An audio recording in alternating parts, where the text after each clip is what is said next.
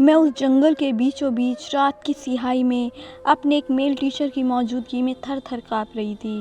میرا جسم پسینے سے شرابور ہو چکا تھا، خود کو سنبھالنا اتنا مشکل لگ رہا تھا، میرے ہاتھ پاؤں پھول چکے تھے کیونکہ سامنے نظر آنے والا منظر میں نے اپنی زندگی میں آج تک نہیں دیکھا تھا۔ پولیس اس لڑکی کے گرد گھیرا بنا کر اس کی اچھی طرح سے جائزہ لے رہی تھی۔ میں نے جیسے اسے دیکھا اپنی چادر اتار کر اسے اوپر ڈال دی کیونکہ وہ ناجائز حالت میں پڑی تھی۔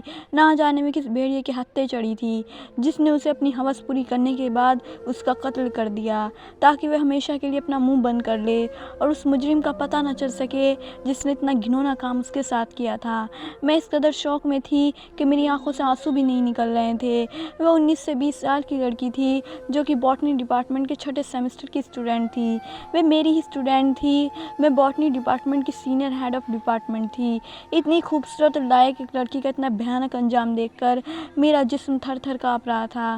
میں ابھی تک یقین ہی نہیں کر پا رہی تھی کہ میرے آنکھوں کے سامنے کون سا منظر دکھ رہا ہے۔ پولیس اب اس لڑکی کے گرد ایک دائرہ سا بنا کر کھڑی تھی۔ ایمبولینس کے سائرن دور سے سنائی دینے لگے تھے کیونکہ اس لڑکی کو پوسٹ مارٹم کے لیے اسپتال لے کر جانا تھا۔ میرا ساتھ کھڑا میرا جونیئر ٹیچر فرقان حمید بھی اس لڑکی کے افسوس کے عالم میں دیکھ رہا تھا کیونکہ وہ لڑکی اس کی بھی اسٹوڈنٹ تھی۔ اس گھنے جنگل میں ہر طرف اسکوٹ پھیلا تھا جیسے ہر کوئی اس کو بے دردی سے مارے جانے پر شوق کی حالت میں ہو۔ بے شک اس جنگل اس میں رہنے والے کو اپنی آنکھوں سے دیکھ چکے تھے جو ہماری نظر سے چھپا ہوا تھا، اس لیے ہر چیز سہمی ہوئی تھی۔ میں ابھی تک بالکل شوق کے عالم میں تھی، اس لیے اور کچھ بھی نہیں سوچ سکتی تھی۔ یہ بھی نہیں سوچ سکتی تھی کہ یہ لڑکی میری ذمہ داری تھی۔ ہماری یونیورسٹی کا ٹرپ اس بار مری میں آیا تھا۔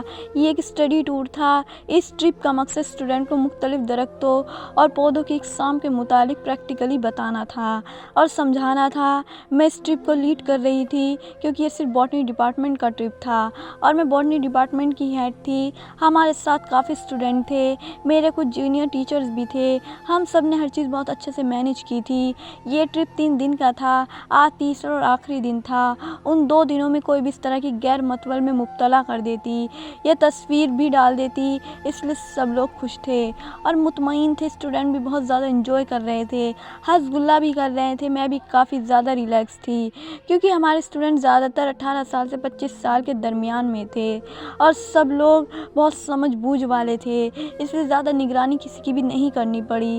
پھر بھی میں بار بار ہر چیز پر نظر رکھے ہوئے تھی اور اس وقت جب سب لڑکیوں کو اپنی اپنی بسوں میں بٹھا دیا گیا اور یونیورسٹی کی طرف روانہ کر دیا گیا تو ایک آخری بس رہ گئی۔ اس میں اسٹوڈنٹ کی تعداد لسٹ کے مطابق 35 ہونی چاہیے تھی، مگر 34 اسٹوڈنٹ آ چکے تھے اور ایک کا کچھ پتہ ہی نہ تھا کہ وہ کدھر گئی۔ وہ ایک لڑکی تھی، اس کا نام فاقہ تھا۔ وہ باٹنی ڈپارٹمنٹ کے چھٹے سیمسٹر کی سب سے لائق اسٹوڈنٹ تھی اور سب سے زیادہ خوبصورت بھی تھی۔ میں بار بار گھڑی پر ٹائم دیکھ رہی تھی کیونکہ 5 بجے تک سب کو اپنی بسوں میں سوار ہو جانا چاہیے تھا۔ مختلف اسٹوڈنٹ کی ٹولیاں جنگلات کے اندر سے نکل کر بسوں کے اندر بیٹھ چکی تھی۔ صرف 5 منٹ باقی تھے اور میں سیٹی پر سیٹی بجائے جا رہی تھی۔ میرے کندھوں پر بہت بڑی ذمہ داری تھی کیونکہ سب اسٹوڈنٹ کی نگرانی کرنا کوئی اتنا آسان کام نہیں تھا اور میری سخت طبیعت سے ہر کوئی واقف تھا، اس لیے سب اسٹوڈنٹ وقت پر ہی بسوں میں آ کر بیٹھ چکے تھے، مگر وہ لڑکی فاقہ نہ جانے کہاں چلی گئی تھی۔ جب 5-1 بجے تک بھی اس کا کوئی پتہ نہ چل سکا تو پہلی بار مجھے کچھ احساس ہوا کیونکہ وہ اتنی لاپرواہ تو نہیں تھی۔ اس کے گروپ کے اسٹوڈنٹ بس میں بیٹھ چکے تھے۔ ان کا کہنا تھا کہ فاقہ ندی کی طرف گئی ہے، اسے ایک سیلفی بنانی تھی۔ اس نے کہا تھا کہ میں بس تم لوگوں کے پیچھے پیچھے آ رہی ہوں، اس لیے ہم لوگ بے فکری سے چلے آئے کیونکہ اسے معلوم تھا۔ میں نے غصے کے عالم میں ان سے پوچھا کہ کون سی ندی کس ندی کی طرف گئی، مجھے بتاؤ، اگر کوئی جانتا ہے تو میرے ساتھ آؤ۔ میں اسے لے کر وہاں پہنچ چکی تھی مگر وہاں پر فاقہ کا نام و نشان تک نہیں تھا۔ سورج کی کرنیں ابھی تک زمین پر پڑ رہی تھی، اس لیے مکمل اندھیرا نہیں ہوا تھا، مگر جنگل کے اندر تو بالکل ہی اندھیرا تھا اور اب ہمیں سرچ چلا کر اسے ڈھونڈنا پڑ رہا تھا۔ میں بار بار اپنے ماتھے پر آیا پسینہ صاف کر رہی تھی۔ میری تصویر بڑھتی جا رہی تھی مگر فاقہ ملنے کا نام نہیں لے رہی تھی۔ میرے ساتھ میرے ایک ٹیچر فرقان حمید بھی تھا۔ جب وہ 5:30 بجے تک نہ ملی تو میں سر پکڑ کر بیٹھ گئی۔ میں نے اسٹوڈنٹ کے باقی گروپس کو بسوں میں بٹھا کر روانہ کر دیا کیونکہ میری چھٹی حص کہہ رہی تھی کہ معاملہ اتنا آسان نہیں رہا۔ میرے کندھوں پر بہت بڑی ذمہ داری آ پہنچی تھی۔ سب سے پہلا سوال مجھ سے کیا جانا تھا۔ اپنے ٹیچنگ کیریئر میں پہلی بار میں اس قدر گمبھیر صورت حالت سے گزری تھی کیونکہ اسٹوڈنٹ کے چھوٹے مسئلے حل کرنا تو میرے بائیں ہاتھ کا کام تھا۔ میں نے پولیس کو فون کر کے اطلاع دے دی दी। हालांकि फुरकान ने मुझे मना किया कि फ़िलहाल पुलिस को इन्फॉर्म मत करो, पहले हम होटल में जाकर उसका पता करते हैं। शायद उसका सामान होटल के अंदर रह गया हो और हो सकता है वह सामान लेने गई हो। मैं उसे कॉल कर रही थी मगर न सिग्नल थे न ही उसका फ़ोन लग रहा था। मेरे हाथ मुसलसल काँप रहे थे और मेरा जूनियर टीचर मुझे तसल्ली दे रहा था। वह एक मर्द था, ठंडे मिजाज का मालिक था। चाहे मुझसे जूनियर था मगर फिर भी मैं उसके सामने थर थर काँप रही थी। मैंने किसी ऊंची पहाड़ी पर जाकर पुलिस को फ़ोन किया क्योंकि नीचे तो सिग्नल बिल्कुल ही नहीं आ रहे थे। मेरा आप अब जवाब दे चुका था, मैं उसे अकेली नहीं ढूंढ सकती थी। आधे घंटे के बाद पुलिस मोबाइल की गाड़ियाँ वहाँ पहुँच गई तो मुझे कुछ तसल्ली हुई कि अगर फाका को रास्ता नहीं मिल रहा हो तो पुलिस वाले उसे ढूंढने में मदद करेंगे। शायद वे रात की तारीकी में गलत रास्ते पर चली गई हो क्योंकि मेरे जहन में कुछ और सोचने पर आ ही ना रहा था। 2-3 घंटों की मुसलसल सर्च के बाद बिलखिरिया एक तरफ से पुलिस के अहल भागते हुए आए। मैं उनकी तरफ देखकर परेशान हो गई। उन्होंने मुझे हाथ के इशारे से पीछे आने का कहा। मैं और फुरकान हमीद के पीछे जंगल के बीचों बीच जो मंजर हमें देखने को मिला वह मेरे रोशन करने को काफ़ी था। मुझे लगा मैं कोई ड्रामना ख्वाब देख रही हूँ क्योंकि ऐसा हकीकत में नहीं हो सकता। हकीकत इतनी घिनौनी नहीं हो सकती। वो फाका थी जो ऐसी हालत में वहाँ पड़ी थी कि देखने वाले आँख अश्क बार हुए बगैर नहीं रह सकते। मेरे कदम एकदम से लड़खड़ाए। फुरकान हमीद ने मुझे सहारा देकर खड़े रखा। वह एक मजबूत मर्द था। बेशक वह भी ये मंजर देखकर इंतहा परेशान था मगर वह मेरी तरह लड़खड़ा कर नहीं गिरा। फाका नीमुरी हालत में जंगल के बीचों बीच घास पर पड़ी थी और उसकी हालत चीख चीख कर बता रही थी उसके साथ क्या किया गया है। उसके साथ एक नहीं बल्कि दो जुल्म किए गए हैं। उसे जाति का निशाना बनाकर उसका खात्मा करके वहाँ फेंक दिया गया था और मुझे कुछ खबर ही ना हो सकी। पुलिस जल्दी जल्दी उस जगह पर घेरा तंग करने लगी। हमें पीछे हटने को कहा मगर मेरे अंदर तो इतनी सख्ती भी नहीं थी कि मैं एक कदम आ गया पीछे बढ़ा सकूं।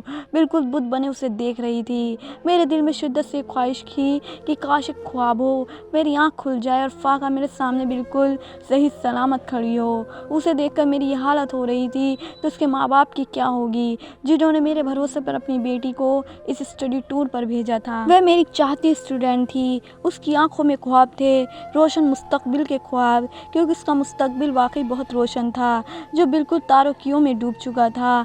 पुलिस उसकी लाश को उठाकर ले जा रही थी क्योंकि उसे पोस्टमार्टम के लिए ले जाना था। उसको देखकर ये अंदाज़ा लगाना आसान था कि उसके साथ क्या हुआ है।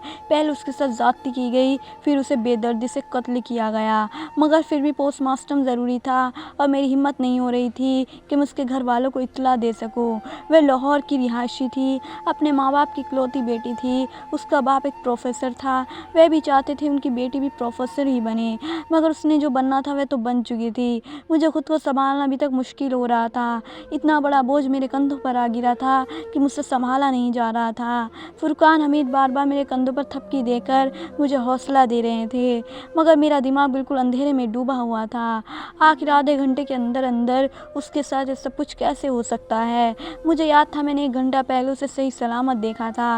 वह अपने ग्रुप के दोस्तों के साथ साथियों के साथ एक खास नस्ल के शब्द का जायजा ले रही थी। उसके ग्रुप का रिसर्च का टॉपिक यही था, मुख्तलिफ किस्म के शब्द को इकट्ठा करके उनकी खूसियत का जायज़ा लेना है। और वह इस कदर मेहनती थी कि जब तक किसी चीज़ के बारे में मुकम्मल तक तय नहीं जाती उसे सुकून नहीं मिलता था। मैं नाडाल कदमों के साथ वापसी के सफ़र पर निकल गई। मुझे पता था कि वापसी का सफ़र किस कदर कठिन है। मेरी ज़ात पर बहुत सारे सवालात उठाए जाने वाले थे। शायद मुझे पुलिस इंक्वायरी का भी सामना करना पड़े क्योंकि ये सब कुछ मेरी वजह से हुआ था। शायद मैंने अपने स्टूडेंट की जिम्मेदारी को सही तरीके से निभाया नहीं था। मेरा सारा टीचिंग करियर एकदम से धुएं के मरगले में गुम होता हुआ नज़र आया। मेरी सारी ज़िंदगी की मेहनत, मेरी रियाजत एक लम्हे में खाक में मिल गई। अब मुझ पर बहुत सारी उंगलियां उठाई जानी थी मगर मुझे अपनी परवाह नहीं थी। मुझे उस बच्ची का बार बार ख्याल आ रहा था कि उसका क्या कसूर था। आखिर कौन जालिम था वह जिसने उस हद तक अजियत पहुंचाई। आखिर किस जन्म का बदला लिया गया उससे। वह तो एक बेजर्सी लड़की थी। मैंने आज तक उसका कोई स्कैंडल ही नहीं सुना था क्योंकि मुझे डिपार्टमेंट की हर लड़की की रिपोर्ट मिलती रहती थी मगर आज तक फाका के हवाले से मुझे कोई मशकूर रिपोर्ट नहीं मिली थी। इसलिए मेरा शक फ़िलहाल किसी की तरफ भी नहीं जा रहा था मगर मैंने तय कर लिया था कि मैं उसके मुजरिम को सख्त से सख्त सज़ा दिलवाऊंगी। उसका अंजाम अजियतनाक होगा। मेरे साथ चलते फुरकान भी शायद यही सोच रहे होंगे क्योंकि उन्हें भी बहुत ज़्यादा अफसोस हो रहा था। उस बच्ची के वे 30 से 35 साल के एक जूनियर लेक्चर थे। वे पिछले 5 साल से यूनिवर्सिटी में पढ़ा रहे थे। अक्सर यूनिवर्सिटी टूर पर वो मेरे मूवी होते थे क्योंकि उन्हें हर चीज़ को अच्छे से पता होता था।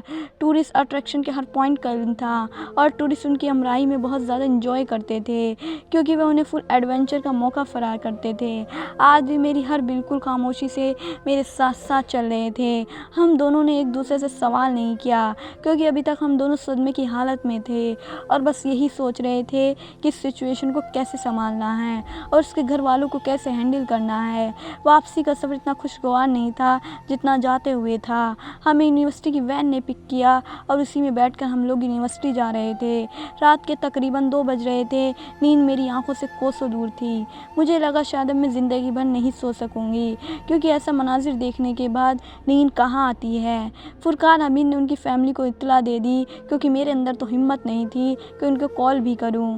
मैं यहाँ बैठकर ये अंदाज़ा लगा सकती थी कि उसके घर में कैसी क़यामत टूट पड़ी होगी। मैं यूनिवर्सिटी में पहुँची तो हमारे सीईओ वहाँ मौजूद थे और उनके साथ पुलिस और इन्वेस्टिगेटर की नफरी भी थी, और जिस चीज़ में खौफज़दा थी वहाँ पहले से मौजूद थे, यानी कि मीडिया वाले। ना जाने उन्हें कैसे भनक पड़ गई, क्योंकि मैं नहीं चाहती थी ये बात मीडिया तक जाए।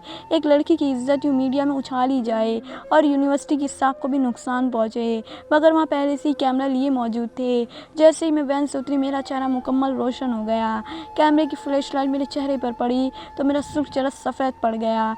वे ना जाने कैसे कैसे सवाल पूछ रहे थे, बात को बढ़ा चढ़ा रहे थे, और इसी बात से तो मैं डरती थी। कोई कह रहा था कि ज़रूर उस लड़की का कहीं अफेयर होगा, उसके बॉयफ्रेंड ने मौके से फ़ायदा उठाकर उसकी इज्जत लूट ली और फिर उसका कत्ल कर दिया। उस मासूम लड़की पर ना जाने कैसे कैसे घटिया इल्ज़ामात लगाए जा रहे थे। कोई भी उसकी हमदर्दी में नहीं बोल रहा था कि वे रोशन मुस्तकबिल का ख्वाब अपनी आंखों में सजाने वाली हमेशा के लिए अपनी आंखें बंद कर गई। हर कोई चुस्की लेना चाहता था। इस हादसे को एक फुल टाइम इंटरटेनमेंट बना दिया गया। सर फुरकान हमीद मेरे सामने किसी ढाल की तरह खड़े हुए थे और उनको सिर्फ एक ही जवाब दिया था कि पुलिस इस मामले में इन्वेस्टिगेशन कर रही है, आप खुद का सराहिया मत करें और खुदा के लिए उस लड़की के लिए कुछ तो सेडिमेंट्स दिखाएं। आखिर वो एक इंसान थी, एक जीती जागती इंसान जो मानो मिट्टी तले दबने वाली है। सर फुरकान हैदर काफ़ी गुस्से जलाल से उनको पीछे हटा रहे थे और वह मुझे यूनिवर्सिटी के अंदर ले गए। यूनिवर्सिटी के हेड ऑफिस में पहुंचकर मैं बुरी तरह से काँप रही थी। एक औरत चाहे खुद को जितना भी मजबूत कर ले, जिस भी ओहदे पर पहुंच जाए, वह अंदर से खुद को कमज़ोर ही समझती है। एक मर्द के सामने मैं भी उस वक्त खुद को बेबस समझ रही थी, इतनी बेबस कि मेरा बस नहीं चल रहा था कि फाका के साथ आज मैं भी मर गई होती, क्योंकि मेरा पुरएतमाद होना बहुत ज़रूरी था, वरना मेरी साख बर्बाद हो जाती, क्योंकि मेरा कोई कसूर नहीं था। उस ऑफिस में मेरे अलावा हमारे डॉक्टर रियाज हुसैन और एसपी और फाका के क्लर्क ग्रुप था, जो कि उस वक्त उसके साथ था। उस ग्रुप में तकरीबन 6 लड़के और लड़कियां थी, साथ भी फाका थी, उनको भी इस ऑफिस में बुलाया गया था। इसके अलावा पुलिस के और भी चंद कारकुन मौजूद थे। मुझे समझ नहीं आ रहा था कि मुझे यूनिवर्सिटी में बुलाने की बजाय थाने में क्यों नहीं बुलाया गया, मगर हमारे डायरेक्टर बहुत स्वभाव से एसपी को समझा रहे थे, क्योंकि वे बात को संभालना चाहते थे। एक ऑफिस की 4 दीवारी के अंदर इस बात को ख़त्म करना चाहते थे, मगर बाहर खड़ा मीडिया जिन तक ये खबर पहुंच चुकी थी वह उसे उछालने में उतावला हुए जा रहा था। एसपी ने मुझसे मुखातिब होकर कहा कि डॉक्टर खुर्शीदा खानम, आप उस वक्त कहाँ थी जब उस लड़की के साथ ये सब कुछ हुआ? और ये ऐसा सवाल था जिससे मैं बचना चाहती थी, क्योंकि मुझे खुद नहीं पता था कि वो लड़की ग्रुप में किस तरह से गायब हुई। ये सिर्फ आधे घंटे के अंदर अंदर हुआ था। जो भी हुआ था, फाका की बेस्ट फ्रेंड जो कि बहुत ज़्यादा खौफ का शिकार थी, मुसलसल अपनी आंखों से आंसू साफ कर रही थी। उसका कहना था कि 4:30 बजे तक हम सब उसके साथ थे। उसके बाद फाका ने कहा कि मुझे प्यास लगी है। उसके हाथ में खाली बोतल थी। कहने लगी कि साथ में एक नदी है जिसका पानी काफ़ी शफाफ होता है, मैं उससे अपने लिए पानी भर कर लाती हूँ, तुम लोग बाहर के रास्ते से जाओ क्योंकि मैं रास्ता जानती हूँ। वैसे भी अभी आधे घंटे बाद ही हमें अपनी बसों में सवार होना है, इसलिए मैं फटाफट आती हूँ। वैसे भी मुझे एक सैंपल भी लेना है जो उस नदी के पास ही मुझे मिलेगा। ये कहकर वहाँ से चली गई। उसके बाद हम 5 बजे तक उसका इंतज़ार करते रहे, मगर जब डॉक्टर खुर्शीद खानम ने सीटी बजानी शुरू कर दी अपनी अपनी बसों में आ जाएं, तो हम तो बसों की तरफ चल दिए, क्योंकि हमें पता था कि फाका का रास्ता जानती है, वह खुद ही आ जाएगी। मगर बस में बैठने के 15 से 20 मिनट तक भी वह नहीं आई, तो मैडम खुर्शीद सर फुरकान हमीद के साथ खुद वहाँ तक गए। इसके अलावा हम कुछ नहीं जानते कि उसके साथ इस 1 घंटे के अंदर क्या हो गया और कौन उसकी घात में बैठा था। अगर ये तो किसी जंगली जानवर का काम होता तो फाका की इज्जत महफूज रहती, उसको सिर्फ मारा गया होता, मगर उसका सिर्फ ना कत्ल किया गया बल्कि उसे जाति का भी निशाना बनाया गया। ये इन्वेस्टिगेटर ज़रून का कहना था जो वहाँ ऑफिस में बैठे थे। हर कोई मुख्तलिफ किस्म की आयास लगा रखी थी। ये सही है, मगर डायरेक्टर साहब सिर्फ इस मामले को दबाना चाहते थे, इसलिए उन्होंने जो बात की वह सुनकर उस ऑफिस में मौजूद सबका जैसे सांप सूंघ गया। मैं बिल्कुल सख्ती के आलम में डायरेक्टर साहब को देख रही थी, क्योंकि मुझे इसकी उम्मीद नहीं थी कि वे अपनी यूनिवर्सिटी की साख को बचाने के लिए इस हद तक भी गिर सकते हैं। उन्होंने कहा कि बात बाहर नहीं निकलेगी कि लड़की के साथ कोई ज़्यादती वगैरह हुई है। अगर ये बात बाहर लीक हो गई तो ये यूनिवर्सिटी बर्बाद हो जाएगी। इसमें हज़ारों स्टूडेंट पढ़ते हैं, हम सिर्फ एक स्टूडेंट के लिए उन सबकी पढ़ाई और ज़िंदगी दांव पर नहीं लगा सकते। इसलिए एसपी साहब, मैं आपसे दरख्वास्त करता हूँ कि आप इस केस के इंचार्ज हैं और जो कुछ भी करना है सिर्फ और सिर्फ आपके हाथ में है। अब आप जानते हैं कि इन सबको कैसे हैंडल करना है। डायरेक्टर साहब ने जो अंदाज में एसपी को देखा तो वे जैसे उनकी बात समझ चुके थे, क्योंकि हमारे आने से पहले ही डायरेक्टर और एसपी के दरमियान मुज़ाकरात हो चुके थे और मैं बिल्कुल हवन्नकों की तरह उन दोनों का मुंह देख रही थी, क्योंकि डायरेक्टर का कहना था कि सबको यही बताया जाएगा कि उस लड़की को किसी जानवर ने मारा था। वह उस जंगल में कहीं से आ गया था, क्योंकि वह लड़की खुद ही ग्रुप से बिछड़ गई थी।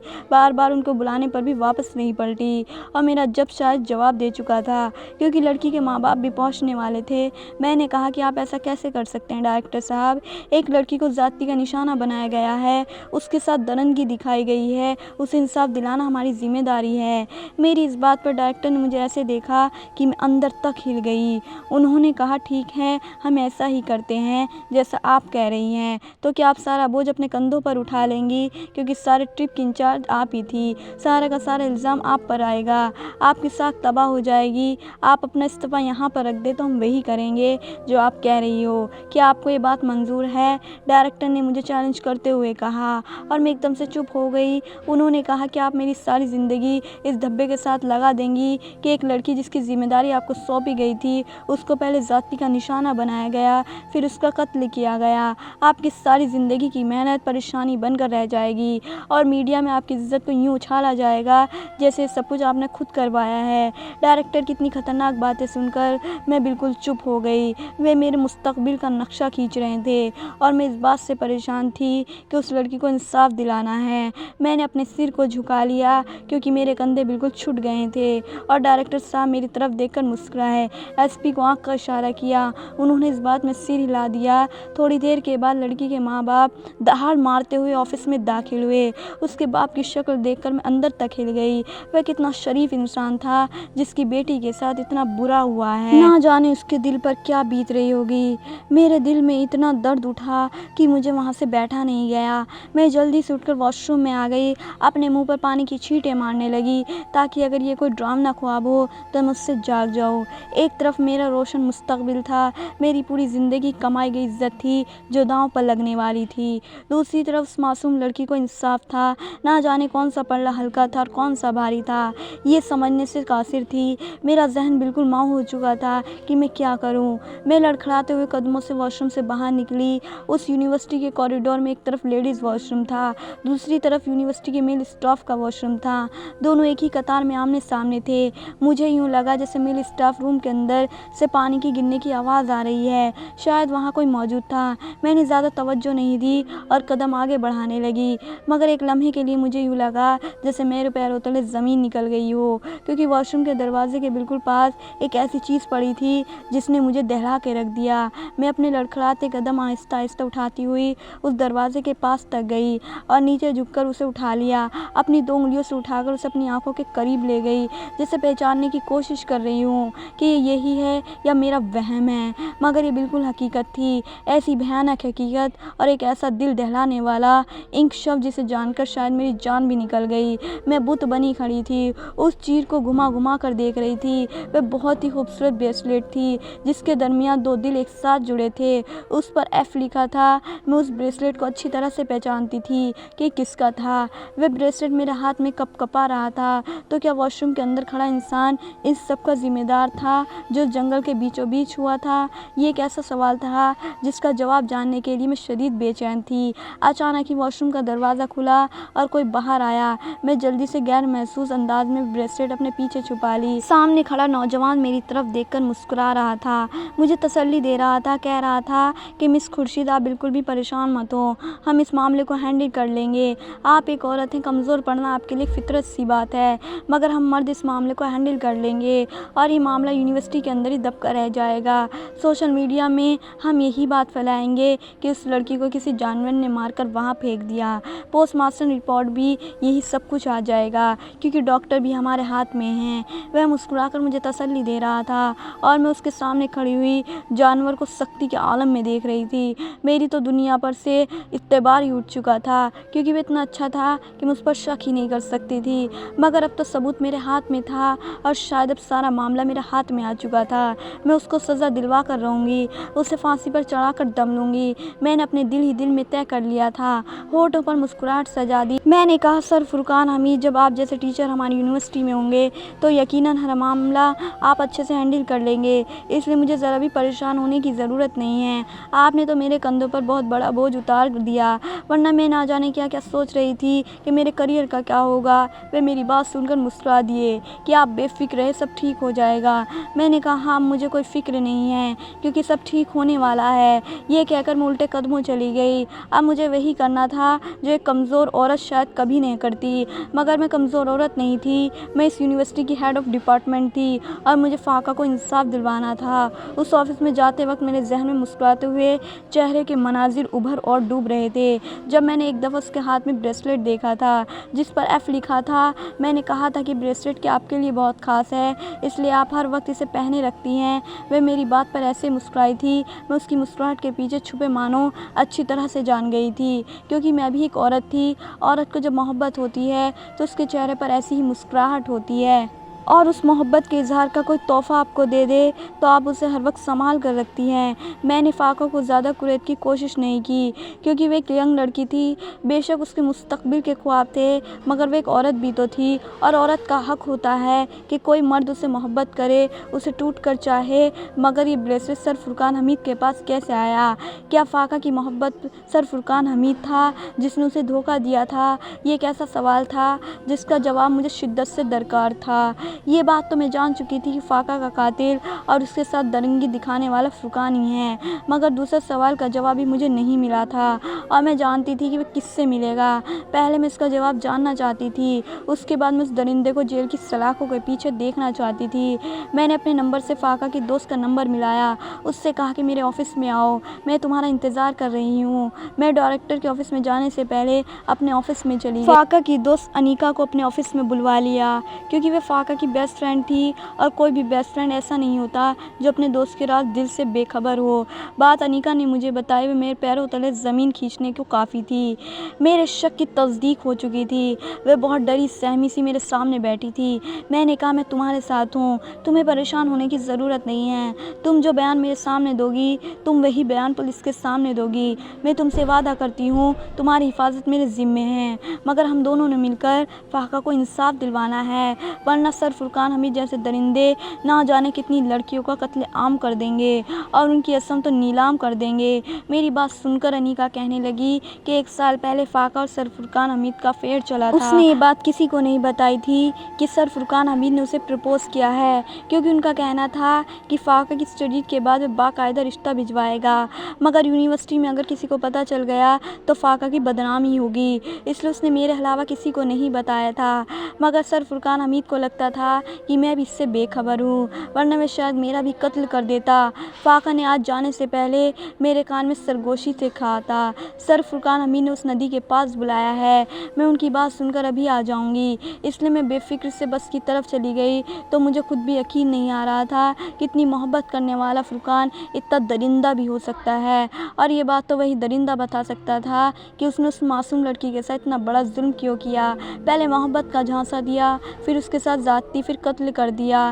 میں اور انیکا ڈائریکٹر کے آفس میں جانے کی بجائے یونیورسٹی کے مین گیٹ کے پاس کھڑے جرنلسٹ کے پاس پہنچ چکے تھے۔ وہ جرنلسٹ کافی زیادہ فیمس تھے۔ میں جانتی تھی کہ اگر میں ڈائریکٹر صاحب یا ایس پی کو یہ بات بتاؤں گی تو وہ اس بات کو بھی آفس میں ہی دبا دیں گے اور سر فرقان کو بھی بچا لیں گے، مگر میں اس درندے کو جیل کی سلاخوں کے پیچھے دیکھنا چاہتی تھی، اس لیے میں نے وہ ثبوت کیمرے کے سامنے پیش کر دیا اور سارا سچ اگل دیا۔ یہ بات ہر طرف پھیل چکی تھی کہ یونیورسٹی کے ایک ٹیچر نے اپنی اسٹوڈنٹ فرینڈ کے ساتھ زیادتی کی اور اس کا قتل کر دیا۔ میں جانتی کہ یونیورسٹی کی ساکھ کو بہت بڑا نقصان پہنچے گا، مگر میرے نزدیک اس لڑکی کو انصاف دلوانا اس سے زیادہ ضروری تھا، کیونکہ اگر میں یہ نہ کرتی تو سر فرقان کو شاہ مل جاتی اور اس جیسے مجرم کو اور بھی زیادہ شے ملتی اور وہ نہ جانے کتنی لڑکیوں کی کمزوری کا فائدہ اٹھا لیتے۔ آج سر فرقان جیل کے پیچھے سڑ رہے تھے۔ انہوں نے اپنے بیان میں کہا تھا کہ فاقہ کافی مغرور لڑکی تھی، اس نے مجھے بہت زیادہ خوار کیا، کبھی مجھے اپنی کرنے نہیں دیتی تھی۔ جس مقصد کے لیے میں نے اس سے محبت کی تھی وہ مقصد میرا پورا نہیں ہو رہا تھا، اس لیے میں نے سوچا کہ اس ٹرپ کے بہانے میں اس کے قریب آنے کی کوشش کروں گا، مگر جیسے میں اس کے قریب گیا تو اس نے میرے منہ پر تھپڑ مار دیا اور کہا کہ آپ کی محبت کتنی غلیظ ہے، اور میں نے طیش میں آ کر اس کے ساتھ زیادتی کی، پھر اسے مار دیا۔ سر فرقان حمید صرف فاقہ کے قاتل نہیں تھے، بلکہ وہ جہاں پہلے پڑھاتے تھے وہاں بھی ان کے کافی زیادہ اسکینڈلز مشہور تھے، کیونکہ ایک نفس مریض تھے اور عورتوں کی نفسیات کے ساتھ کھیلنا، ان کے ذمے کے ساتھ کھیلنا ان کا شوق تھا۔ اگر کوئی عورت ان کا کہنا نہیں مانتی تو اسے مار ڈالتے تھے، لیکن وہ ہر بریسلیٹ دودھ کا دودھ پانی کا پانی سامنے لے کر آیا تھا۔ آج میری ساکھ کو کسی سے تاثیر نہیں کیا تھا، میں آج بھی یونیورسٹی کی ڈپارٹمنٹ کی ہیڈ تھی، میری عزت پہلے سے بڑھ گئی تھی کیونکہ میں نے ایک لڑکی کو انصاف دلوایا تھا۔ میں آپ سے کہنا چاہتی ہوں کہ کبھی بھی انصاف کے لیے آواز اٹھانی پڑے تو اپنے عہدے کو مت دیکھیں، کیونکہ عزت اور ذلت صرف اللہ کے ہاتھ میں ہوتی ہے۔ انسان آپ سے وہ چیز نہیں چھین سکتا جو اللہ تعالیٰ آپ کو عطا کرنا چاہتا ہے، اس لیے ہر مشکل میں صرف اور صرف سچائی اور انصاف کا ساتھ دے تاکہ بہت ساری فاقہ جیسی لڑکیوں کو انصاف مل سکے۔